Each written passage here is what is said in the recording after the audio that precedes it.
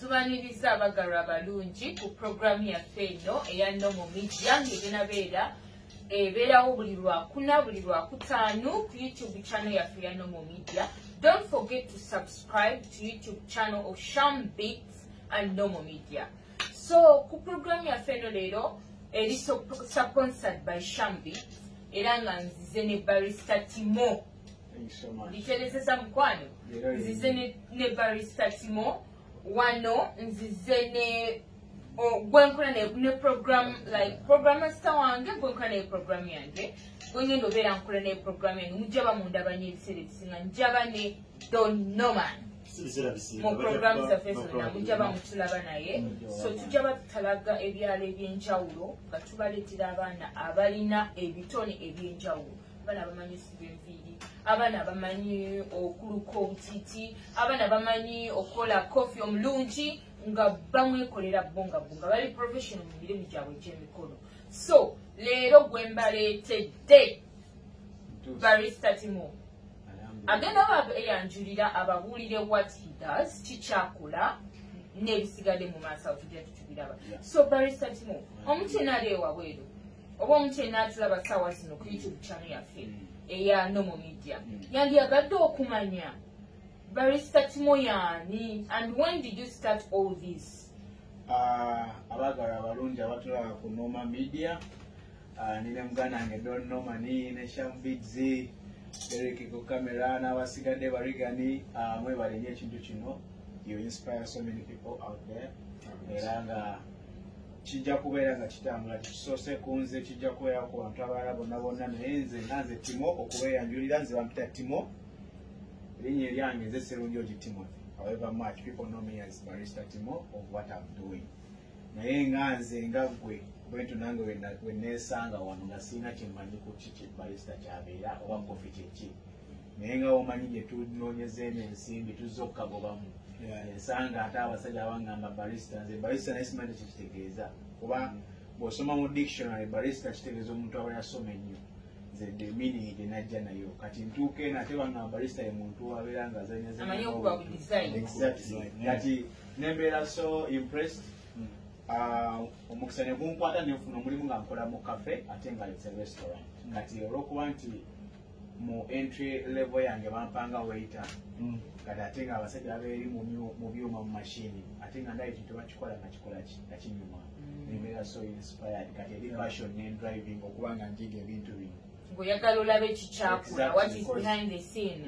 Nempiikinga interest mu ki kye bakola nenyongero kisomako nemanya migaso kyegiri mu mirimu gino gye bakola nange eki kiyinza okunkuza nze ng'omuntu. That's how we najja passion nentandika okwepushinga mpola paka wendi wamusawe. Alright Timo nga tugenda tukira wenyini obadde ogande ntino wawala abanganga bakola omuntu ali atulaba abasinga abaana bali ku mirimu bali bakola emirimu gyanjawulo so mbadde njagala otulagire ddala ntino fine oyinza okuba olina stage motandikidde ogenza okukola akati aliko otuukirako manager gogenda n'osaba nti mbadde nsaba cross training but yakusooka otunyonyeremu abantu abo abantu basinga bagalabulira statement kale kisooka kitandika naawe kikyoyagala emirimu mingi nnyo omuntu watuuka nekiva kisooka okubeera ku mutwe gwe okufuna mulimu bw'ofuna omulimu then ng'otandika okuweeyinga odds zonna omulimu gwenkola nkula do I have growth in what I'm doing ekyo kintu kikulu nnyo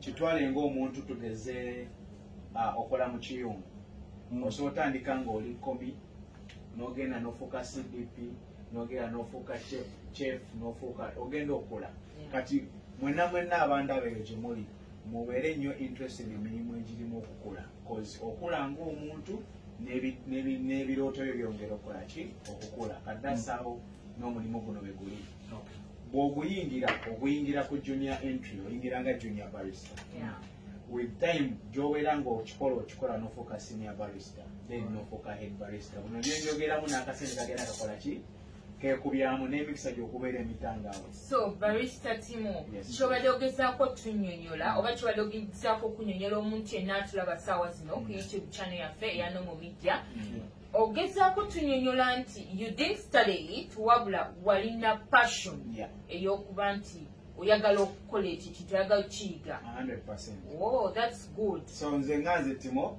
I didn't go to any school. Teri muntu yansomesa. So tewagenda ku any barista school? You didn't do any course? Never. Nenyayigira ku mulimu enali nkolera cause bumper opportunity. However much enkokola zibeeramu cause we are people with different races. Mwena mubimanyi wano mukola n'abantu abalanje endala. Bayingeji batusola mu ngeri. Nebyo bino bino bigumira cause obeera ne goal emu ya. Obeera ne kyoyagala. Exactly. Ebyo bino bino biteeka wabbali no focusing ku kifaananyi ekinene.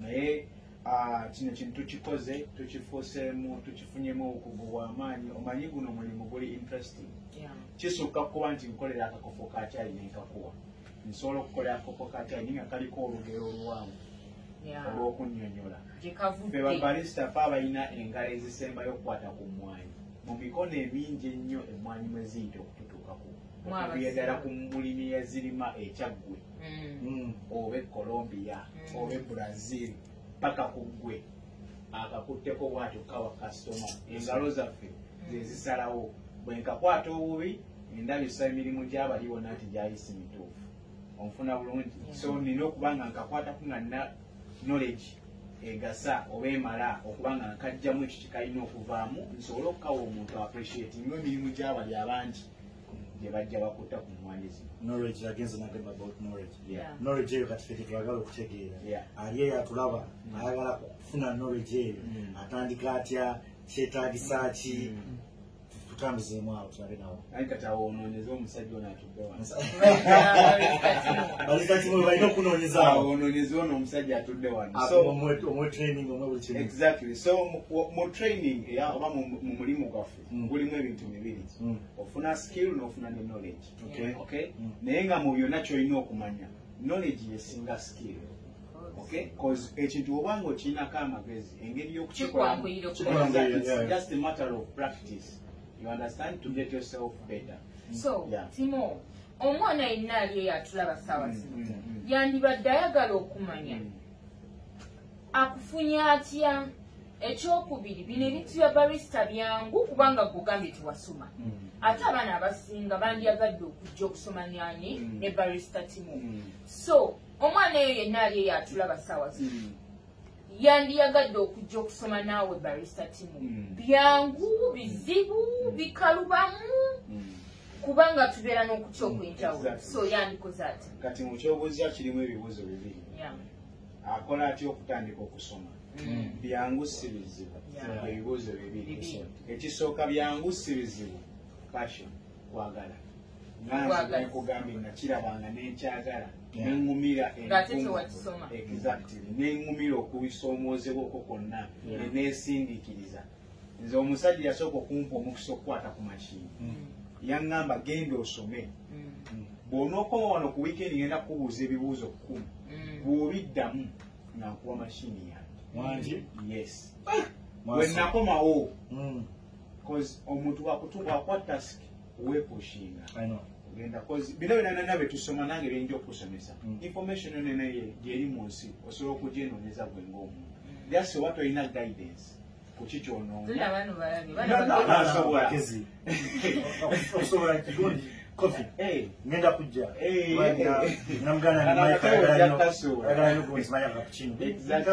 kujja nenga kiri mu kwesindiikiriza olw'okuba kintu kyoba okyagala n'osoma ku bitabo ebyenjawulo n'osoma ku bawandiisa b'enjawulo bwe nafuna knowledge eyo nenzira yentukira omusajja agenda okulaba ate nga namuoverwhelming cause nali mmanyi bingi nyo n'okusinga ate we yali asuuka. So n'olw'ensonga eyo ffenafena abalabi baffe abali mutulaba eyo tubadde tusaba kati bayiseemu katono nnyo tubalage omusajja ono ebintu byabadde akola abalage engeri gyabadde akolamu kofi video twe twazikutte dda katoke tubayiseemu mu bantu abo tulabe ekiddamu. So guys byebyo ebika bya kofi byonna okay macchiato mocha latte cappuccino piccolo americano long black flat white ebisigadde tugenda biraba mpola mpola mpola. Okay, so welcome back to our short break of Nomo Media. Don't forget to subscribe to our YouTube channel of Shambids and Nomo Media. Thank you so much. So barista Timo, Timo barista Timo, what do you prefer? kikyowulira osooka barista oba onfudde professional osooka timo oba olukusenga omuntu wa business name. So osomeseza ssente mmeka? Omuntu ali ewabwera atulaba saawa zino alaba YouTube channel yaffe ya Normal Media nendaga ndimanya osomesa ssente mmeka? nomanitaasa ekibuuzo sobola kukyogera ku TV nyinza okwogera sente nezitiisa omuntu eyandifunye omukisa okujja oba ate nyinza okwekuba jje nengaba saavisi ey'amaanyi ate ku miwendo egyawansi. So buli client yena buli muntu ayagala okusoma ojja netwogera ndi a very understanding person owegera nange tulaba engeri ekikulu kyamina kyakupasinga knowledge okkiriza osasulako ekitundu emitendera gy'okusasula nange siza yakola sente naye nga bwe nakugambye nze n'okutandika okusomesa abantu natandika lwansonga nze sayina mukisa guno ogenda wa muntu kunsomesa cause nekyokuba nti nsobola ogendawo omuntu ansomesa naye sikimanyi. So kitwala bbanga ki omuntu okuba nga ayizibwa abazze gy'oli mu class yo? Kitwala bbanga ki okuba nga barista? Kati nga bwe nakugambye nti guno omulimu gutambulira ku skill na knowledge. Nze okuteekateeka kuba nze sikiriza muntu kuva gy'avudde najja natandika okukwata machine oba nakakwata gadgets endala okutandika okukola. That's not how I teach. I first introduce you to coffee, nenkutegeeza, nenkusomesa ABCD. Exactly. So that when nkugirayo okutwala wano omanye ekyokukola. Kati approximately nsobola okukozesa the first 3 days of your training. Nensooka nenkuteekateeka. Such that otutuuka negamba nti what are we looking for mu coffee? Tunoonya body acidity, aroma, cream and so on and so forth. Oba osobola okuba nga you have the idea ng'ekifaananyi okifuna bufuni sikuteeka buteeswali nga you're just gambling with me. So approximately 1 week omuntu aba asobola okuba nga alina knowledge ng'ali mu practice. So yo course yo yonna etwala bbanga 2 weeks? Ya 2 weeks. naye nga n'abakola ennaku 4 n'agenda n'akola interview n'agiyita. Abaana balungi nabo abatu mulimu abayigira mu nnaku enya nabo tetugabanye katulinamu bano abanyiga empola otulowoozaako ki? Omuntu ng'ayiga mpola nyinza okuba sijja kwogera omanyi sikyonyo okweyisaawo nnyo naye nyinza okugamba osobola okweyisaawo no problem kasukiriza omuntu ndi mulungi nnyo mu manhandling kati nze nga nali ntandika ekintu kino ekyokusomesa abantu 6 months ago nasooka nenkola ensobi nti abantu bangi olwokuba nti bali bamanyi nti ndi barista ate nga ndi barista mulungi. So many people came to me, you understand. Kati nenyingiza abantu bangi omulungi gumu nembeera nga sisobola kubawa budde bukola ki bumala kati exactly kati nenkiyiga nti abantu oleeta abantu abasaamusaamu kozi nkola adjustingira ku budde bwange bwe mbeera free. Kati ndeeta abantu nga 5 maximum nembavuga for 1 week 2 weeks abo nembata kyobola producing ebibala bingi nti ndeeta abatono nembawo obudde obumala naye waliwo omwana ng'akwata mpula kati nze nkwata mpula oba ogenda kunkolera kiki oba obona nga bakwata mpula abaana bangi abatula basaawa zino ayinza okujja n'osomesa abaana we bagenda nga yakyaliwo nga nkyaliwo oyo omwana waati oba ogenda mukoleraoshambidde oba ogenda mukolera shampozi ng'osigadde kulaba ku mashini yange naye tosobola kusigalawo nti ago mazima kati bwe mba ngudde kosi yaffe eno nsanze ensasula ezo ssente buto oba ompa obudde mbadde sinafuna muntu agwa kosi naye we naaba mufunye nkakasa mbanja kutula ogenda kunfuna kubanga baneetimu nze waawo kwata era abaana bangi abaliyo nga balwawokwata tuvuddeyo ababalista bangi bakozesa advantage because bagamba nti babalista because omuntu asobola okweyita ekintu naye most of the time what do you deliver to people service gyowa abantu kuba buli omu asobolokera ku makya nagamba nze ndi gundi naye kikyovaamu ekidda eri abantu mufuna bulungi abaana abantu abamu babalista bwe bawa sente zaabwe nazikwata nazirya byamusomeseza limusomesa muyito waliwo in fact tugende ne kwepoint bino byokusomesa muyito drinks as drinks zikubateganirawo ne coffee. What is barista for that? Kati awo obuuza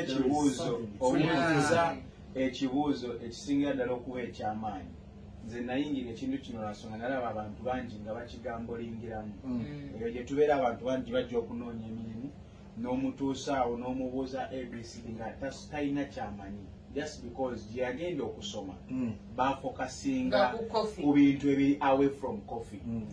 Ekigambo barista kitegeeza omuntu akola coffee dictionary meaning apart from the other meaning nasoose okunnyonnyola. You understand? Kati omuntu akuteeka tutandika okukola juice tukole cocktail tukole ki, it's a good experience nti oba obiyiga naye eyo naye eringa professional because wali omuntu gwada juice maker. Kati bw'obiyigirizeewo nze nganze Timo fokasi yange eri ku coffee. Don't know mani omanyi status zange ozibeerako gyenkolera omanyiyo obulamu okuva ku makya paka budde kuzibanjogera ekigambo kimu coffee.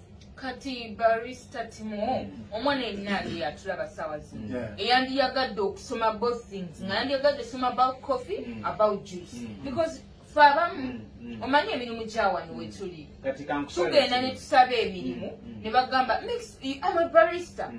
Like I've ever experienced it because I'm a professional barista. Nani ngenze ko nensaba omulimu Sam Cafe. Nze nasoma only barista. Chemanyi kutabula coffee. So, eyali interviewing ayangamba, make for me some juice.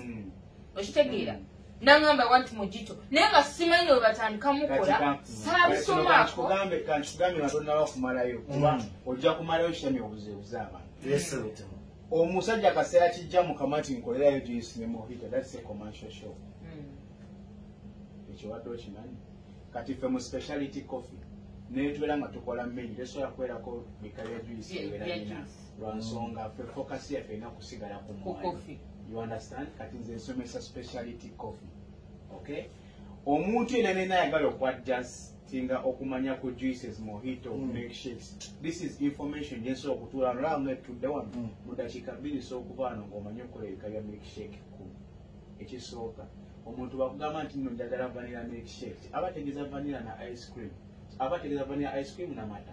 So omwana yenna ali yatulaba pistachio ice cream na mata. Just to tell you know manya buli cafe eyina ekintu kyeyongeramu okwongera ku spicing up recipe yawe. You understand? Nenga base ya kikyemba oyogerako ye ice cream n'amata. Katuyagala nkuggyeko ssente nkusomesa ekyo shami. So omuntu yenna ali yatulaba right now ku social media handles zaffe eza Normal Media mumuwuliddeko barista Timo agambye asomesa coffee yekka. Tobeereyo ng'ojja kugamba nti nze ngenda wa Timo ngenda soma ne juice. No, atugambye asomesa ki? Asomesa coffee yekka. Mpaza okutereezaamu shami. Omuntu oba ayagala okumanya ku juice, ayagala kumanya ku mojitos ku kibino. Ebiseera ebisinga omuntu abeera ng'asoma ewange. Ku klasi olunaku lw'olusemberayo ddala mbakolera demonstration ku byokunywa ku ebyo byonna byonna bimojito biki nzibakolera nenzibalaga engeri gye bazikola because this is something kye kusomesa in 30 minutes ng'okimanyi. I don't need to advertise that. I advertise coffee. So tunyonyoleko Timo barista, tunyonyoleko about Robusta and Arabica. Tunyonyoleko kwebyo nze nabisomanga bika bya mwani. Robusta tunyonyoleko about Robusta and Arabica.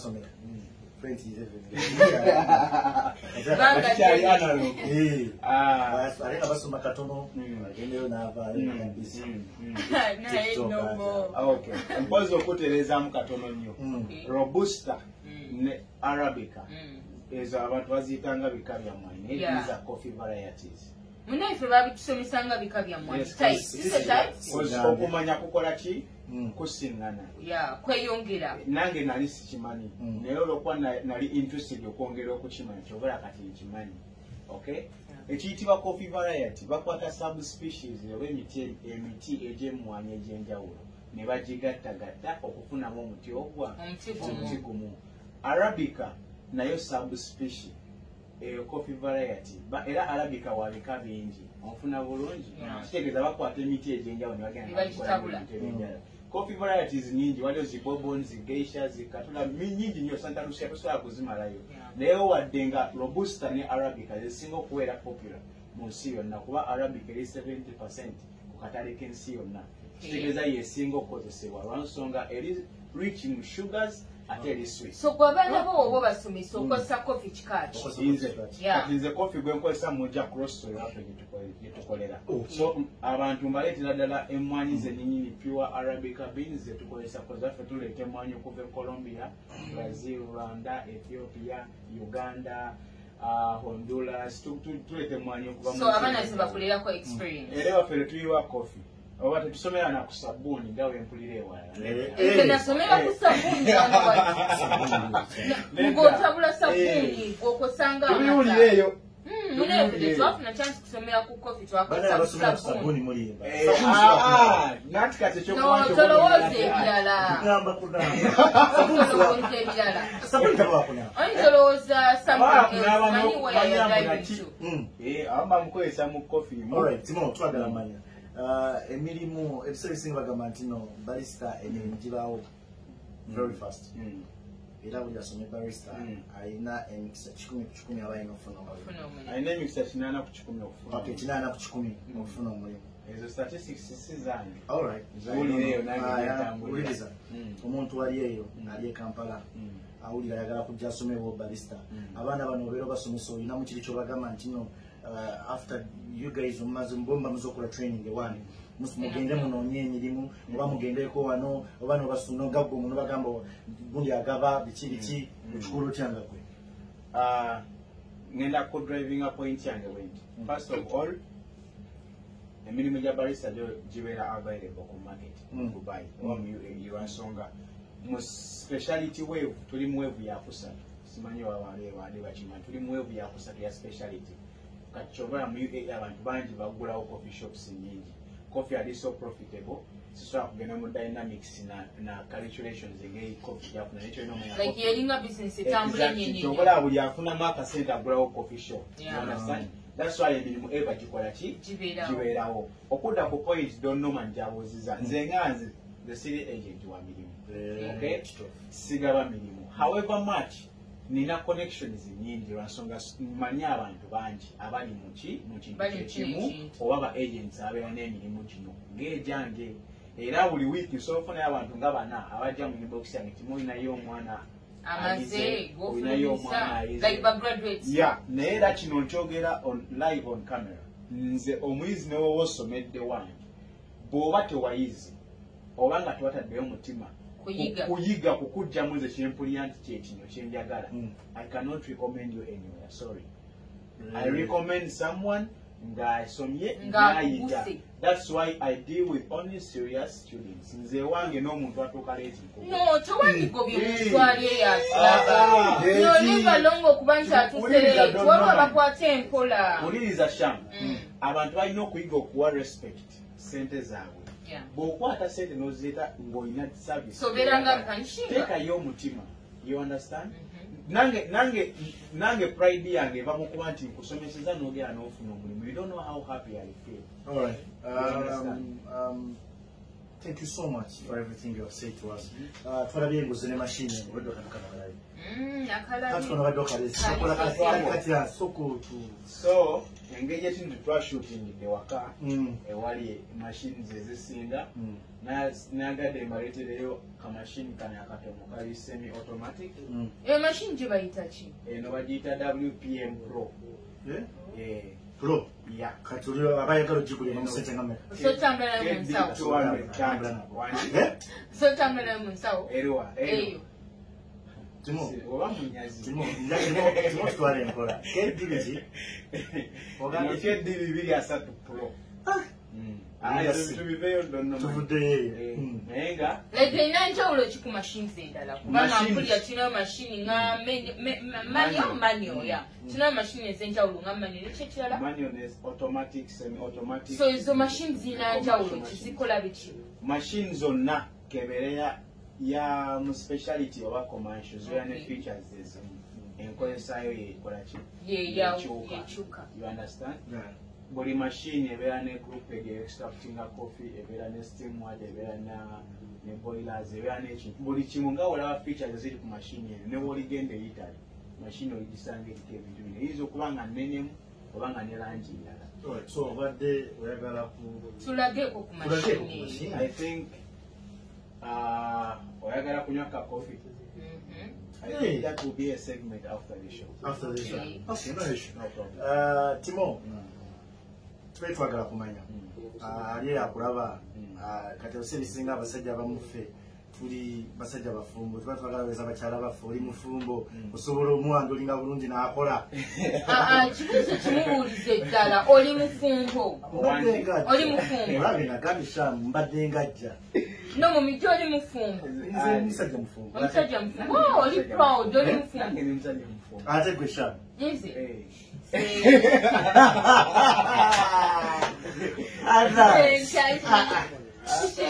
Sham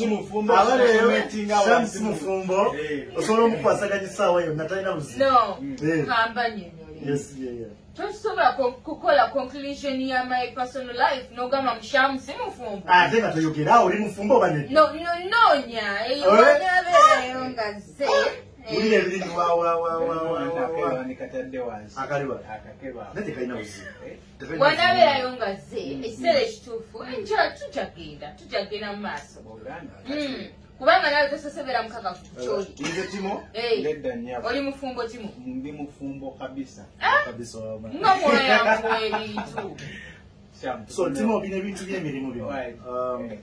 Ebintu by'emirimu bino. Have you ever got someone coming back to you and they is like, Timo, thank you so much, you have done for me, like you know, from the start until I failed, you put me up. I failed, you put me up. Well, I thank you so much. Nafuna omulimu mukama kuwa mukisa. Wale funya omuntu ngoyo bayitirivu. Kyenyinza okugamba kiri kimu. Abantu abasinga okwejja mu mirimu gyaffe gino baba mu mirimu mirala. Bantu baba mu biyumba, bantu babeeyo mu kampuni zaabwe ezakulongoosa, abantu aba mu bintu neyeegomba ekintu ekiri profession. You understand? So they come from all walks of life. Nebajja ne batwegattako eno. So omubaako ekintu ky'omutuusaako tayinza butasiima. Ne waba takomyewo mu buntu, at least akameseji okalaba oba ku ssimu y'omulaba.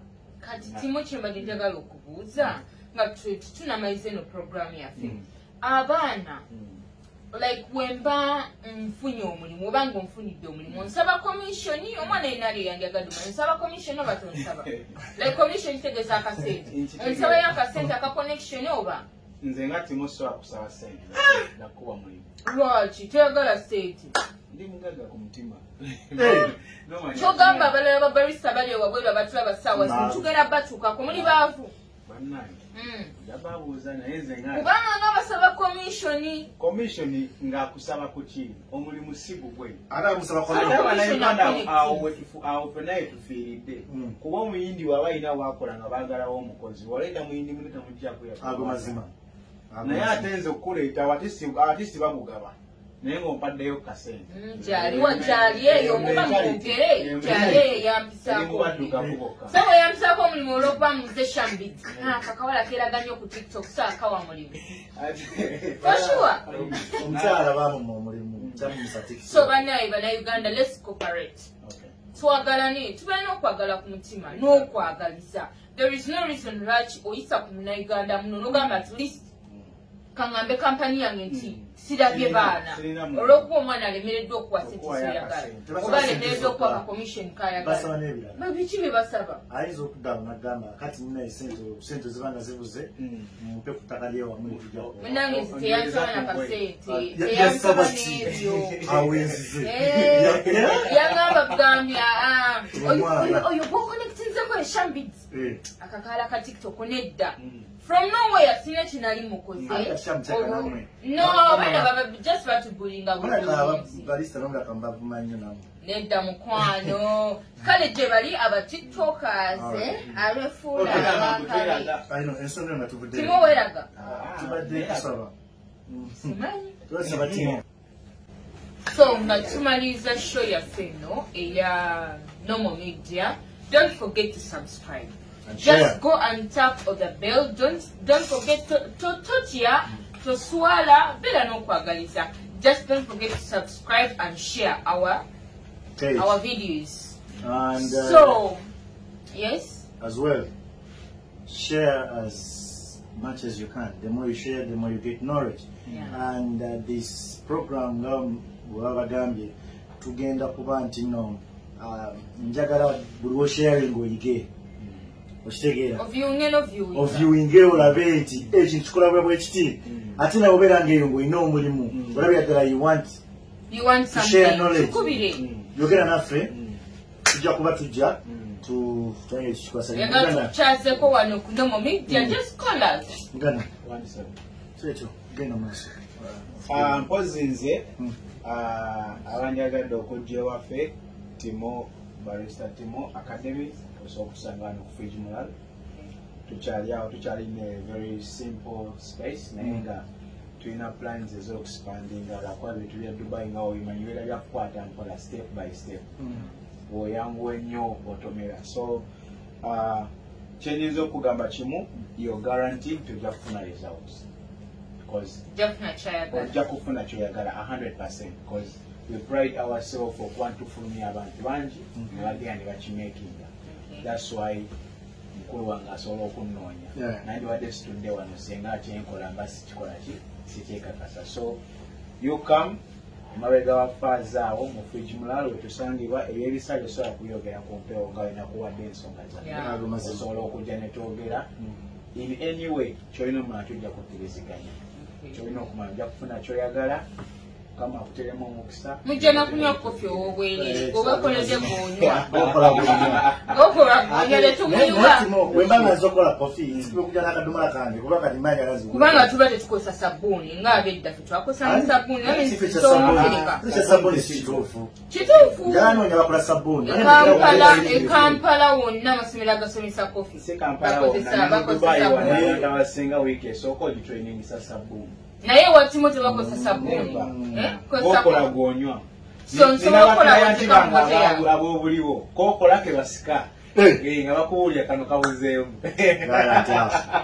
kale Timo soko obadde ogenda ogenda tusomesaamu eddakiika nga meka soko tusomesemu tulabe kiki olina waawo anyway mbadde nayise ne ka small notebook kange kano ka blackboard kano nalina ekintu kyenjagala okusharingako n'emikwano gyange abali eyo emwanyi zaffe zino teziva ziyita mu lugendo lunene okututuukako wano naye waliwo omutendera abantu abasinga gwe batamanywa gwe batategeera bulungi gwe bayita processing oba mu okuprocessinga coffee wano yene stage emwanyi gyeviirako ekikuta tusigaza ensigo kuba ensigo zetutunda kati wano mu process anti bagambye emwanyi wevaako ekikuta kataja wetuli nogamba biki asomesa ebintu ogirira anayeta sikena nalekera enda ekikuta nekivaako process ziri 3 ez'okuprocessinga emwanyi waliwo gye tuyita natural process oje tuyita natural process yokuvaako ekikuta natural process tugenda kunnyonnyola waliwo gye tuyita wet oba washed process waliwo gye bayita honey process webalemedde onnomanya oli muyizi honey process kati wano ngenda kukulaga just step by step buli mutendera gukola just ali eyo afunemu exactly atakimanyi ate si ofunye omukisa okukitegeera so wetugenda mu natural process wano emwanyi ziharvestingibwa bwe zimala okuharvestingibwa ziselectingibwa baziteeka mu mapipa amanene ezo nazona zibamaze okukungula ne baziteeka amapipa gali ezengedde bazivuddeko ebikuta nga bwe zivudde mu nnimiro ezengedde zisigala wansi nga bwolaba ebijanjalo obiteekamu amazzi ebidda waggulu nga bibula weebale nnyo naye n'ebimu bivaako ebikuta kusaawo tenda oyagala nnyo vaako ebikuta kati emwanyi ziselectingibwa batya ziteekebwa mu mapipa agadimu amazzi tulinaawe kati emwanyi ezengedde zikka wansi ezitengedde nezikola ki nezisigala kulunga ziseeyeeya so bazijjako ne basigaza ezikoze eki ezengedde zokka bazijjako wezimala nezitwalibwa ku beds ezibeera zizimbiddwa emwanyi bazanika ku butandaalo kati bazanika kuli zireme kuba nga ziyitamu amazzi wansi kati babeera bazikyusa nga omusoga katindala kayita atya kanasale bakayita batya omusoga bakayita batya musoga mbuze producer ke bayanikako kati nagamba kwotekako ebikopo ekyo producer bakayita batya mu lugondi akatindalo akatonda akatindalo tugene maaso okay so emwanyi zino baziteekawo with time zimala okukala tesobola kukuwa duration tuufu mwezikalirako ziweza ekyuka gusooka amakazaniko enkuba netonnya zaba yagambe wiiki ebbiri ziyinza okukuwolera omwezi n'ekyo olina omanya bwe zikala obulungi then nga balyoka bazijjawo nga bazitwala kuzi machine wakozi howlers nga bazijjako ekikuta ekiriko bo nga tusigaza emmwanyi eri munda emmwanyi eno efunamu etya emmwanyi we bajyanika ku katandaalo bonna we babeera bajyanisa ensigo ebeera muli munda rays ez'akasana bwe zihiitinga emmwanyi eno muno mu kikuta muno eba layers eziba ziprotecting emmwanyi mwe mubeera sugars mwe mubeera ne flavors zona zibeera awo ekikuta kiba tekinavaako exactly ng'ekyayengedde nga bwebeera kati rays we zizookya olw'okuba nti ziri soluble compounds ezirina we zeevaporatingira ziyingira ne zeekweka mu nsigo muki munda mu nsigo munda era bwe batwala ne bakuba akakuta kawe ne bakajjako ensigo bagisanga olwedde erina ki ekirungo kyayo onfuna bulungi kati ngenda kulagayo process endala emu ya wet process oba washed process kati neri a little bit complex emmwanyi we zimala okuharvestingibwa zitwala ne ziselectinga basobole okugyamu ezikoze eki ezengedde zokka kati wano ezituuka wano ngenda kulagayo ekintu kimu emmwanyi ng'emmwanyi ebeera wet ebeera n'ensusu olususu olusooka oba skin esooka ekikuta ekisooka kyebayita coffee cherry okay ekikuta ekiddako wano kyebayita pulp okay ekikuta ekiddako wano kyebayita mucilage ebikuta birina omugaso gibanga mibiri paka wotuukira ku nsigo yo yennyini nyini munda ekikuta ekiddako wano kyebayita parchment okay bwe nina obuuza ebikuta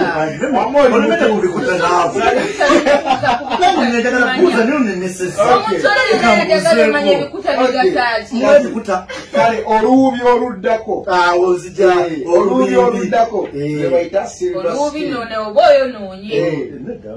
luno lwebayita silver skin kati awo osanga emmwanyi gye tuyita bean okay so ebeera n'ebikuta bimeka ebeera ne layers nga bw'oziraba wano then munda mu mmwanyi mwenyini bw'ogimementulamu mulimu kye tuyita center cut kati emmwanyi bweti bwebeera kati yesinga omugaso kati ensigo yebeera munda naye nga bwe nakugambye emmwanyi weba ekungulwa ekirungo kyayo kibeera mu mibiri gino gamba mu bikuta omuntu ategeere mwakingobyeko mukigalaniramu kati wano mwendo process ey'okuprocessing emmwanyi emmwanyi ezimala okuselectingibwa zitwalibwa ku kyuma kiyitibwa depulping machine depulping batwala ne bagikuba muli mukuuma nevaako ekikuta kino ekisooka leya esooka ne leya ey'okubiri kyonna bayita depulping lwansonga bakoma ku pulp kati kitegeeza emmwanyi eba esigadde bajambudde naye ng'esigaze emibiri gino esigaze ebikuta ebirala nga bisatu exactly kati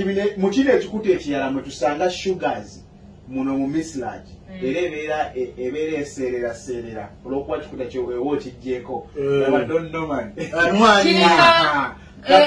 nyinyonyola ennungi kiringa ebanaawo omuntu nga bamutayiridde webale nnyo kati nze nga shambizi nze ndisengawo abaana